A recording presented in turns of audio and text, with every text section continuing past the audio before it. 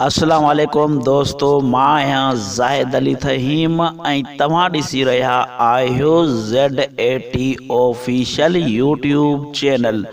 दोस्तों, उम्मीद है तव्हां दोस्त सब ठीक हूंदा ऐं ख़ैरियत सां हूंदा।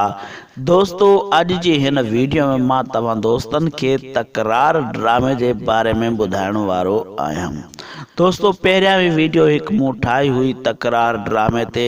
उन वीडियो में मां तव्हां दोस्तन के मुकम्मिल अदाकारन जा नाला कोन ॿुधाया हुआ त हिन ड्रामे में कहिड़ा कहिड़ा अदाकार पिण कम कंदा। दोस्तों, अॼु जी हिन वीडियो में मां तव्हां दोस्तन के मुकम्मिल अदाकारन जा नाला ॿुधाईंदुसि त हिन ड्रामे में कहिड़ा कहिड़ा अदाकार पिण कम कंदा। दोस्तों, वीडियो शुरू करण खां पहिरियां तव्हां दोस्तन के एक नंढड़ी गुज़ारिश है, जेकॾहिं तव्हां अञा ताईं मुंहिंजी वीडियो के लाइक ना कयो तो मुंहिंजी वीडियो के लाइक कयो ऐं वीडियो पसंद अचे तो कमेंट ज़रूर कजो।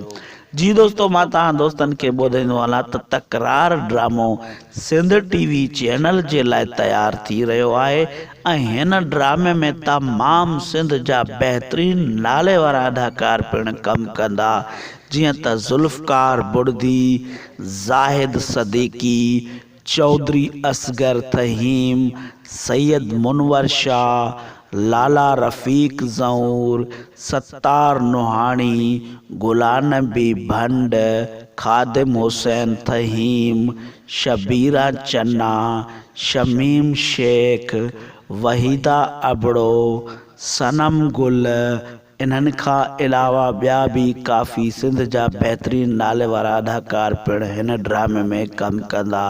दोस्तों, मां तव्हां दोस्तन के ॿुधाईंदो हलां त हिन ड्रामे जी रिकॉर्डिंग तमाम जल्द शुरू कई वेंदी।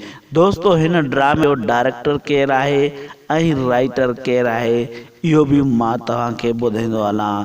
दोस्तों, हिन ड्रामे जो राइटर आहे साईं नूर ज़हूर ऐं डायरेक्टर आहे चौधरी असगर फ़हीम ऐं खादिम हुसैन फ़हीम।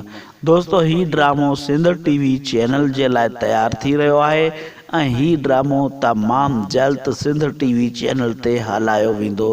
दोस्तों, उम्मीद कयां थो तव्हां दोस्तन के ही वीडियो पसंद आई हूंदी। जेकॾहिं तव्हां दोस्तन के ही वीडियो पसंद आई आहे तो मुंहिंजी वीडियो के लाइक कंदा ऐं कमेंट में पंहिंजी राय जो इज़हार ज़रूर कंदा।